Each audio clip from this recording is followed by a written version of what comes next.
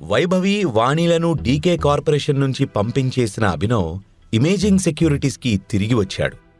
నేను నీకు చెప్పిన పనేం చేశావు అని అభినవ్ అడగడంతో టీనా భయపడిపోయి ఏం పని సార్ అని గుణిగింది. ఆమె వైపు సీరియస్గా చూస్తూ అంత ఇంపార్టెంట్ విషయాన్ని ఎలా మర్చిపోగలవు అని కోపంగా అడిగాడు అభినవ్. టీనాకు చాలా నర్వస్గా అనిపించింది. కాని బుర్రను ఎంత బ్లెండ్ చేసినా తను ఏం మిస్ చేసిందో అర్థం కాలేదు. మీరేం చెప్పారో నాకు గుర్తు రావడం లేదు సార్ అనబోయింది. కానీ ఆమె టెన్షన్ గమనించిన అభినవ్, డబ్ల్యూడబ్ల్యూ ప్రొడక్ట్స్ కంపెనీ సీఈఓతో మాట్లాడావు కదా, అతను ఏం చెప్పాడో నాకు చెప్పావా అసలు అని అడిగాడు అభినవ్. దాంతో టీనాకు మ్యాటర్ అర్థమైపోయింది. ఐఎమ్ వెరీ సారీ సార్, ఆ కంపెనీ సీఈఓ జైవీర్ మన కంపెనీ సీఈఓతో మాట్లాడాలి అని డిమాండ్ చేస్తున్నాడు అని చెప్పింది టీనా. ఓకే ఓకే, వెళ్ళి అతని కాంటాక్ట్ ఇన్ఫర్మేషన్ తీసుకురా, ఇతని సంగతి కూడా ఇవాళే తేల్చిపడేస్తాను అని కాన్ఫిడెంట్గా చెప్పి తన క్యాబిన్ వైపు నడిచాడు అభినవ్. అతన్ని ఫాలో అవుతూ, ఇవాళ ఇన్వెస్టర్స్తో మీటింగ్ తప్ప మీకేమీ అఫీషియల్ వర్క్ లేదు సార్ అని చెప్పింది టీనా. ఓ గ్రేట్ న్యూస్, అప్పటి వరకు కొంచెం రిలాక్స్ అవ్వచ్చు అని చెప్పి తన క్యాబిన్లోకి వెళ్ళి చైర్లో కూర్చుని digital world company contract sign అయిందా లేదా అని అడిగాడు అభినవ్. తన చేతిలో ఉన్న ఫైల్ని చెక్ చేసి, అయిపోయింది సార్, మన సూపర్వైజర్ అతని టీం చెక్ చేసి డీల్ ఫైనలైజ్ చేశారు అని కన్ఫర్మ్ చేసింది టీనా. మరి ప్రోడక్ట్ సంగతేంటి అని అడిగాడు అభినవ్. అవి కూడా ప్రాసెస్ చేశాం సార్, ఇన్ఫాక్ట్ వాళ్ళు మనకి హాఫ్ పేమెంట్ ఆల్రెడీ ఇచ్చేశారు అని చెప్పింది టీనా. అది విని తల ఊపిన అభినవ్కి ఇదంతా మీరా ఎఫెక్ట్ అని తెలుసు. మీరా వర్క్ చేసే విధానం అతనికి బాగా నచ్చుతుంది. ఆమె ఎలాంటి పరిస్థితినైనా ఈజీగా నిజాయితీగా హ్యాండిల్ చేయగలదు. కానీ రాణీకి అంత టాలెంట్ లేదు. జూనియర్స్ మీద జులుం చేస్తూ ఉంటుంది. పైగా ఆమె ఇక్బాల్కి క్లోజ్ అనే అనుమానం కూడా ఉంది. బయటికి వెళ్లబోతున్న టీనాని ఆపిన అభినవ్, జైవీర్ కాంటాక్ట్ నంబర్ అర్జెంటుగా పంపించు, నేను మన సీఈఓకి ఫార్వర్డ్ చేస్తాను, నేను మళ్లీ పిలిచినప్పుడు నా క్యాబిన్కి రా అని చెప్పి ఆమెను వెళ్లమని సైగ చేశాడు అభినవ్. ఆమె వెళ్లిన వెంటనే తన చైర్లో నుంచి లేచి డోర్ దగ్గరికి వెళ్లి దాన్ని లాక్ చేశాడు అభినవ్. ఇప్పుడు తను జైవీర్తో టైగర్లా కాల్ మాట్లాడాలి. ఎవ్వరూ తనని డిస్టర్బ్ చేయకుండా అలా చేశాడు.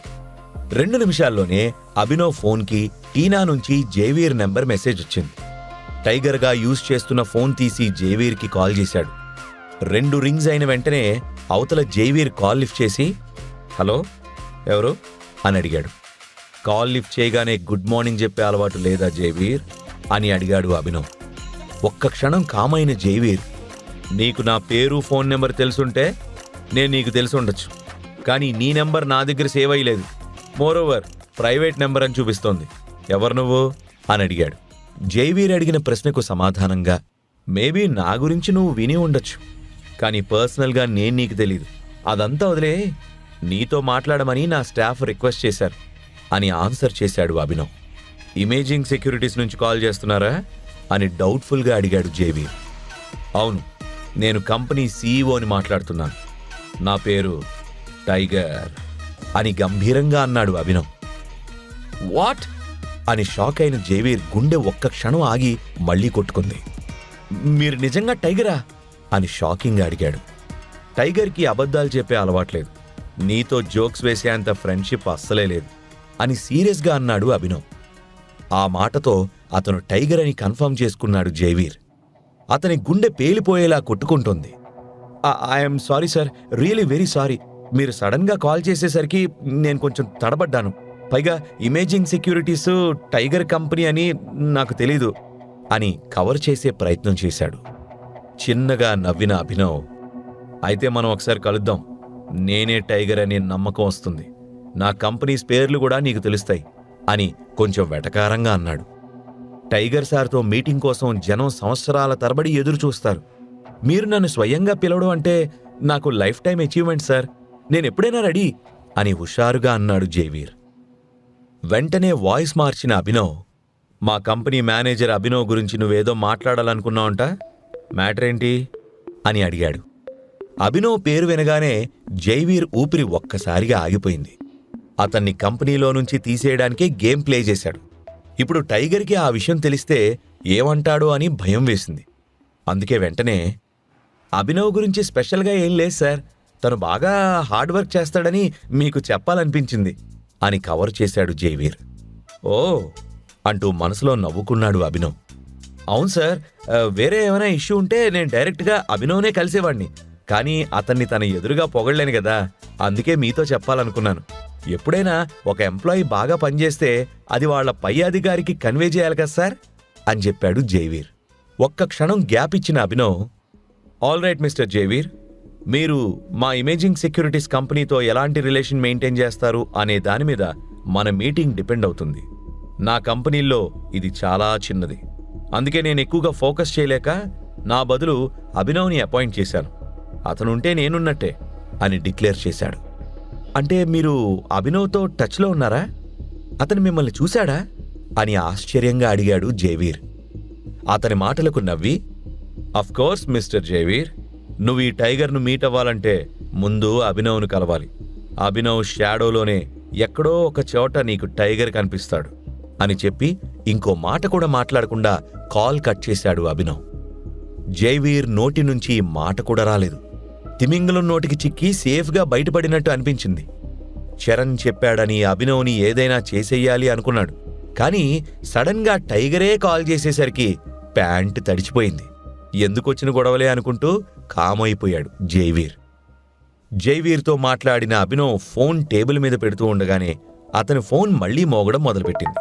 అందులో రాణి నెంబర్ డిస్ప్లే అవడం చూసి లిఫ్ట్ చేశాడు అభినవ్. అవతల నుంచి, హలో సార్, 3 ఇన్వెస్టర్సు అవైలబుల్గా ఉన్నారు. ఈరోజు 2 o'clock కాన్ఫరెన్స్ కాల్ ఉంది. మీకు అటెండ్ అవ్వడం కుదురుతుందా అని అడిగింది రాణి. ఓ నిమిషం ఆలోచించాడు అభినవ్. అదే టైంకి ఇమేజింగ్ సెక్యూరిటీస్ ఇన్వెస్టర్స్తో కూడా అతనికి మీటింగ్ ఉంది. కానీ రాణి అరేంజ్ చేసింది కాన్ఫరెన్స్ కాలే కాబట్టి త్వరగా అయిపోతుంది అనుకుని, ఓకే అటెండ్ అవుతాను అని చెప్పాడు. మీటింగ్ కోసం కంపెనీకి రావడం కుదురుతుందా అని అడిగింది రాణి. నో, ఇంటి నుంచి కనెక్ట్ అవుతాను. ఆ ఇన్వెస్టర్స్ ఫోన్ నెంబర్ పంపు, నేను చూసుకుంటాను అని అడిగాడు అభినవ్. ఓకే సార్ అని కాల్ కట్ చేసింది రాణి. ఫోన్ టేబుల్ మీద పెట్టి కొంచెం రిలాక్స్ అయ్యాడు అభినవ్. ఇక నుంచి టైగర్తో పెట్టుకోవడానికి జనం 1కి 10 సార్లు ఆలోచించాలి అని నవ్వుకున్నాడు అభినవ్. మరోవైపు ప్రోటాన్తో మీటింగ్ ఫినిష్ చేసి ఎల్ఎక్స్ ఆఫీస్కి వచ్చిన అనన్యతో ఆర్గ్యూ చేస్తున్నాడు సన్నీ. ప్రోటాన్ కంపెనీలో తనకు జరిగిన అవమానాన్ని అతను భరించలేకపోయాడు. ఫ్యామిలీ మెంబర్స్ ముందు డాన్ అతన్ని కొట్టి అవమానించిన విషయం ఇంకా ఎవరూ మర్చిపోకముందే ఇది జరిగింది. నీ ప్రమేయం లేకుండా ఇదంతా జరగదు. చేసేదంతా గుట్టుగా చేసి అమాయకంగా నటిస్తే నాకు తెలీదనుకున్నావా? అసలు నీ పేరు అనన్య కాదు, అమాయక అని పెట్టాలి అని అనన్య మీద కోపంతో అరిచాడు. కామ్ డౌన్ సన్నీ, నీ ఊహలు నిజం అనుకోకు అని విసుగ్గా అంది అనన్య. కంపెనీ స్టాఫ్ అందరి ముందు నీ అన్నకు అవమానం జరిగినప్పుడు నా కోసం స్టాండ్ తీసుకొని మీటింగ్ బాయ్కాట్ చేయకుండా మంచి ఛాన్స్ అనుకుని రెచ్చిపోయావు నువ్వు అని సన్నీ ఫైర్ అయ్యాడు. ఇంక చాలా ఆపు. నేనెంత మంచిగా ఉండాలని ట్రై చేసినా అది నీ కళ్ళకి ఎప్పటికీ కనిపించదు.